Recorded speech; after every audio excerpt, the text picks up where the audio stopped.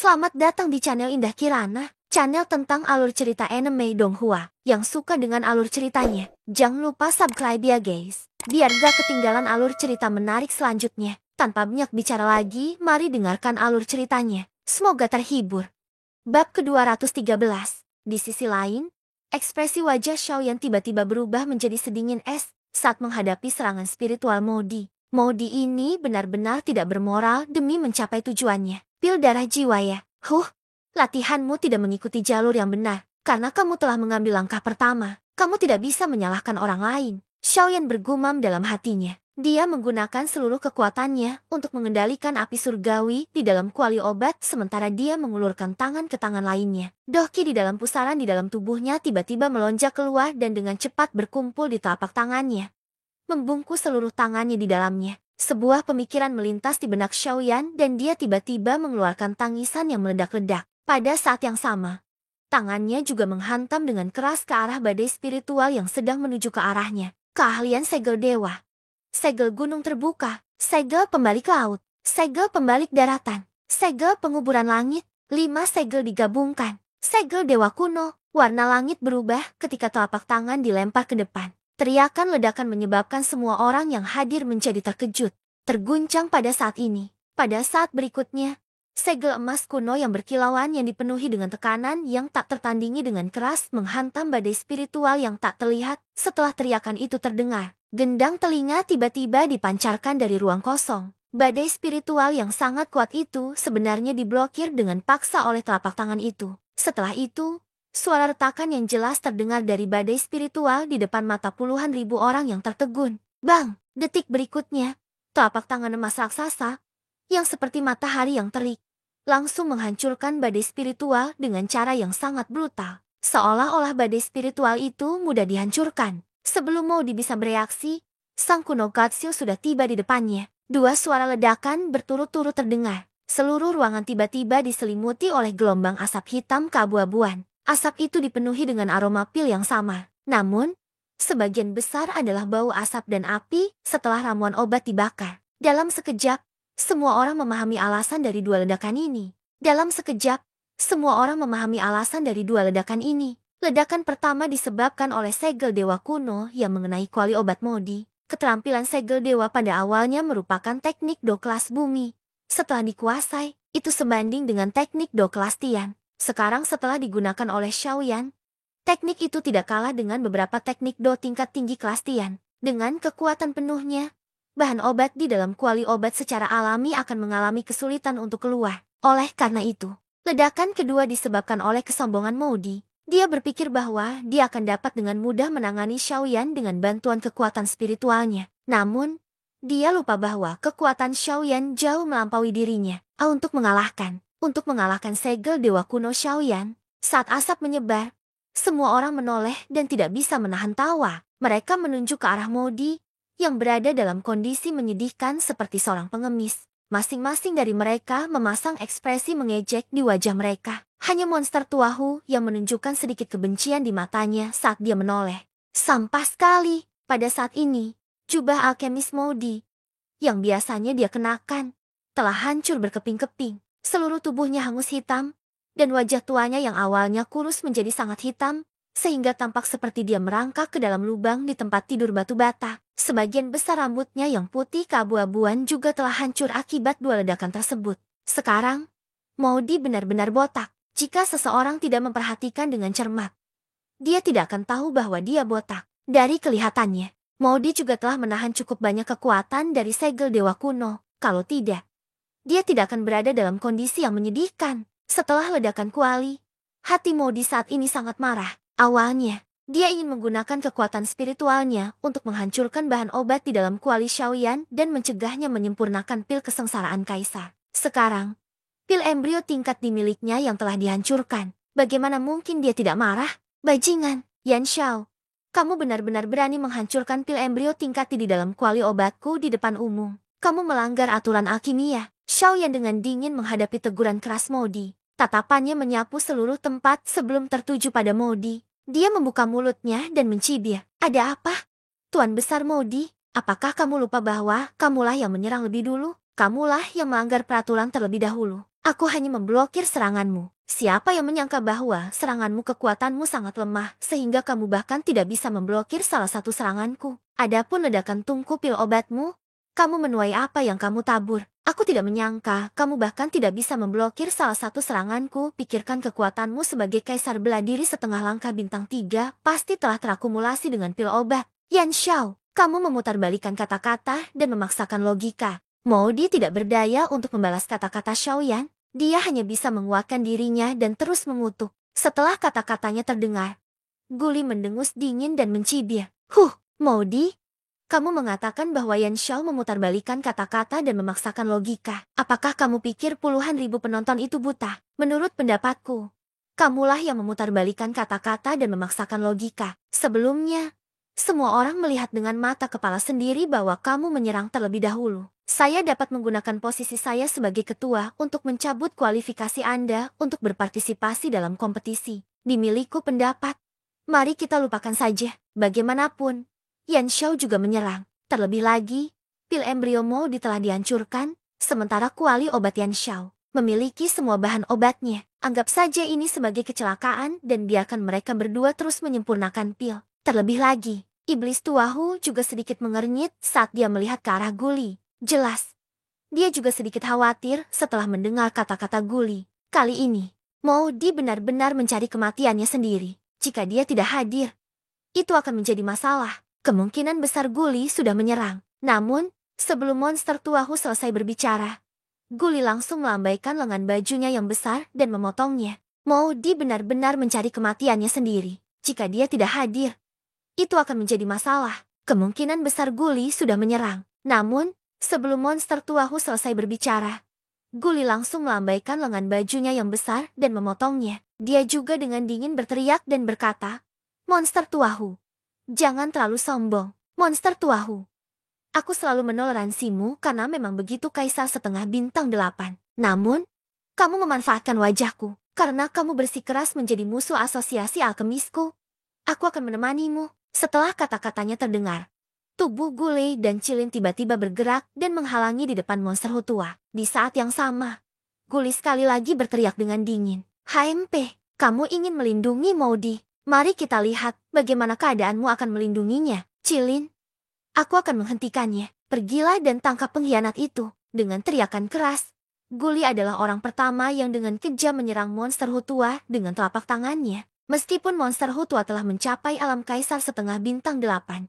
dia tidak dapat melepaskan diri dari penindasan habis-habisan Guli. Kalau tidak, jika dia dilukai oleh Guli, bahkan dia pun akan terluka parah. Oleh karena itu, meskipun monster Hutua menginginkannya, dia hanya bisa menyaksikan Cilin maju untuk menangkap Maudi. "Bajingan, Maudi, orang tua itu, kamu hanya bisa mengandalkan dirimu sendiri." Maudi melihat ke arah Cilin yang terbang ke arahnya dengan ekspresi serius di wajahnya yang gelap. Tiba-tiba, Maudi mencibir dan melirik monster Tuahu yang sedang ditahan oleh Guli. Dia mendengus dan berkata dengan suara rendah, "Jangan khawatir, monster Tuahu yang ditahan oleh Guli. HMP, bagus. Aku sangat pandai berurusan denganmu sendirian." Di saat yang sama, Cilin sudah tiba di depan Maudi. Ketika dia melihat Maudi tidak takut sama sekali dan tidak berniat mundur, Kailin bisa mau tak mau dia merasa bingung. Maudi menyerah sekarang karena dia sudah berada di depan Maudi. Cilin tidak peduli dengan hal lain. Dia mengulurkan tangannya yang besar dan hendak meraih Maudi. Namun, pada saat ini, ruang tenang di depan Maudi tiba-tiba berubah. Selanjutnya, tangan putih keriput itu bertabrakan dengan tangan Cilin. Ekspresi Cilin tiba-tiba berubah drastis saat melihat tangan putih keriput itu. Dia sangat terkejut dengan kemunculan orang ini. Dia tidak menyangka Maudi bisa mengundangnya kemari. Yan Bing, bab ke-214.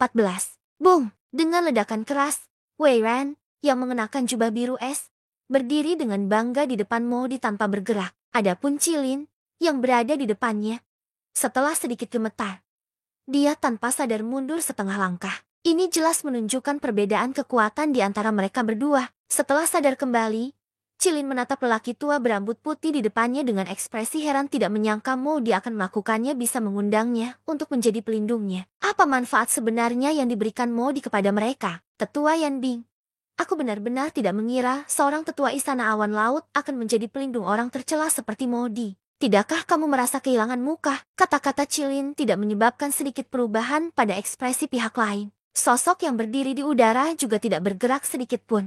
Seolah kata-kata Cilin tidak ditujukan padanya. Demikian pula, sepasang mata dingin berwarna biru es perlahan menyapu seluruh tempat. Pada akhirnya, tatapan sedingin es lelaki tua bernama Yan Bing itu mendarat di tubuh Xiaoyan. Tatapan mereka bertemu, matanya yang sedingin es, yang tidak mengandung sedikit pun emosi, seperti pedang tajam dingin yang langsung menusuk mata Xiaoyan. Hal itu menyebabkan mata Xiaoyan tanpa sadar merasakan sedikit rasa sakit yang menusuk. Namun, segera setelah itu, api surgawi langsung melonjak dan membakar sensasi itu. Melihat ini, sedikit keheranan melintas di mata lelaki tua itu. Dalam hatinya, dia hanya bisa menghela nafas betapa menakutkannya api surgawi itu. Setelah bertukar pandang beberapa kali dengan Xiaoyan, lelaki tua itu akhirnya mengalihkan pandangannya. Adapun Xiaoyan, ekspresinya serius.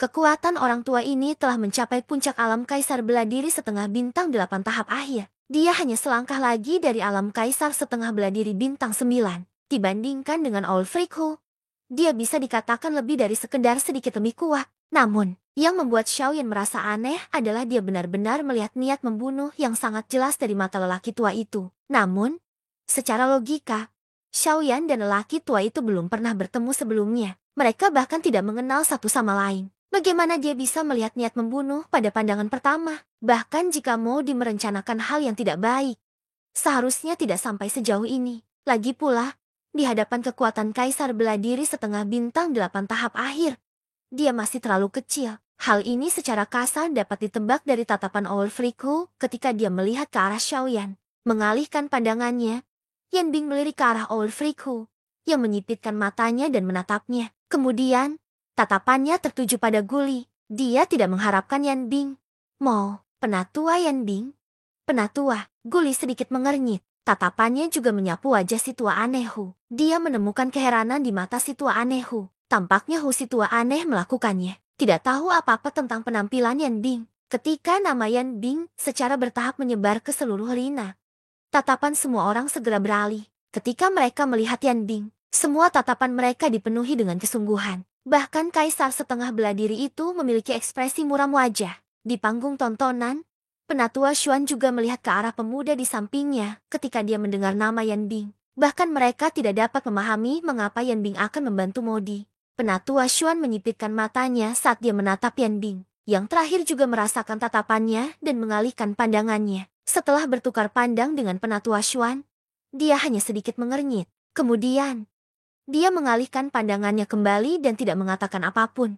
Aneh, bukankah Yan Bing biasanya tidak tertarik pada apapun? Dia sangat setia pada si Cloud Palace. Selain urusan yang melibatkan si Cloud Palace, dia tidak akan pernah menyentuh hal lain. Hari ini, dia sebenarnya telah melakukan intervensi atas nama Modi. Ini adalah benar-benar membingungkan. Penatua Xuan bergumam pelan. Dia tanpa sadar mengelus jenggotnya sambil menatap Yan Bing dengan wajah penuh keraguan. Selanjutnya, dia mengalihkan pandangannya ke arah pemuda di sampingnya. Dia ingin melihat apa pendapat yang terakhir. Elder Xuan, apakah Anda memperhatikan sebelumnya? Orang ini tampaknya sangat memusuhi Yan Xiao, yang telah dilempar oleh Old Xuan. Alis Old Xuan berkedut ketika dia mendengar kata-kata ini. Yan Bing baru saja tiba di kota kuno Savage kuno. Apalagi ini pertama kalinya dia bertemu Xiaoyan. Mengapa dia merasa permusuhan terhadapnya? Mungkin inilah alasan mengapa dia ingin membantu Modi. Pada titik ini, penatua Xuan tidak tahu harus berkata apa lagi. Dia hanya bisa menunggu dan melihat. Selama pemuda di sampingnya tidak berbicara, dia tidak akan terlalu peduli. Pada saat ini, pemuda di sampingnya membuka mulutnya sekali lagi. Juga, apakah kamu dengan jelas mendengar kata-kata yang diteriakan Yan Xiao sebelumnya? Kamu mengatakan, segel gunung terbuka, segel pembalik laut, segel pembalik tanah, segel penguburan langit, dan segel dewa kuno. Ini seharusnya menjadi teknik segel dewa. Ketika kata-kata ini diucapkan, bahkan ekspresi penatua Xuan mau tidak mau berubah sedikit. Tenggorokannya juga sedikit menggeliat. Teknik segel dewa sepertinya milik klan itu. Jangan bilang padaku bahwa Yan Xiao. Sebelum suaranya terdengar, pemuda itu dengan lembut melambaikan tangannya dan menyela kata-kata penatua Xuan. Dia dengan lembut membuka kipas giok di tangannya lalu menutupnya. Matanya menatap Xiaoyan di bawah dan dengan lembut berkata, jangan terlalu cepat menilai. Jangan langsung mengambil kesimpulan begitu saja. Bukannya tidak ada orang di dunia ini yang bisa mendapatkan seni segel kaisar. Mungkin dia hanya mendapatkannya karena keberuntungan. Penatua Xuan dengan lembut menganggukkan kepalanya ketika dia mendengar ini. Sepasang mata tuanya menatap tajam ke arah Xiaoyan di bawah. Sesaat kemudian, dia perlahan menarik pandangannya. Pada saat ini, 4 sosok sedang saling memandang di ruang kosong di bawah. Setelah Cilin mengerutkan kening dan melirik Yan Bing, tubuhnya melintas dan kembali ke sisi Guli. Sebaliknya, iblis tuahu ragu-ragu sejenak sebelum dia dengan dingin mendengus di dalam hatinya. Tubuhnya bergerak dan juga terhalang di depan Maudi. Butuh waktu lama kemudian sebelum Yan Bing perlahan mengangkat pandangannya. Sepasang mata acuh tak acuh menatap Guli di seberangnya. Seolah-olah dia ingin mengunci pihak lain di ruang kosong. Suara yang sangat acuh tak acuh juga perlahan keluar dari mulutnya. Guli, kamu tidak berhak memberitahuku apa yang harus kulakukan. Tidak ada hubungan antara kedua faksi kita. Jika kamu ingin menyerang, aku tidak keberatan membunuh. Suara acuh tak acuh itu tidak mengandung emosi sedikit pun. Namun, hal itu menyebabkan wajah Guli dan Cilin menjadi muram. Yan Bing ini adalah seorang ahli setengah kaisar yang terkenal. Bahkan jika keduanya menyerang bersama, mereka tidak memiliki kepercayaan diri untuk mengalahkannya. Selain itu, ada juga iblis tuahu yang mengamati mereka dengan iri. Keduanya sama sekali tidak percaya diri. Berdasarkan situasi saat, mereka hanya bisa berdiskusi bagaimana menghadapinya setelah rapat besar selesai. Tangan Guli yang keriput enggan mengepal. Kekuatan besar yang menakutkan mengeluarkan gelombang suara berderit. Wajahnya dipenuhi kebencian saat dia menatap 2 orang di seberangnya. Namun, pada akhirnya, dia hanya bisa menarik tangannya tanpa daya. Dengan lambaian lengan bajunya, dia kembali ke kursi juri. Yan Bing dan iblis tuahu juga menunggu Guli kembali ke tempat duduknya sebelum tubuh mereka perlahan menghilang ke ruang kosong. Maudi juga menguatkan dirinya. Setelah menelan beberapa pil obat untuk memulihkan Doki, dia bersiap untuk sekali lagi membuka kuali untuk memurnikan obat. Di sisi yang berlawanan, Xiaoyan telah meminjam keuntungan dari api surgawi dan hendak menyelesaikan tahap pertama dari penyempurnaan. Saat ini, Maudi hanya bisa berusaha sekuat tenaga dan berusaha sebaik mungkin untuk mengejar kemajuan Xiaoyan secepat mungkin. Bersambung ke bab selanjutnya.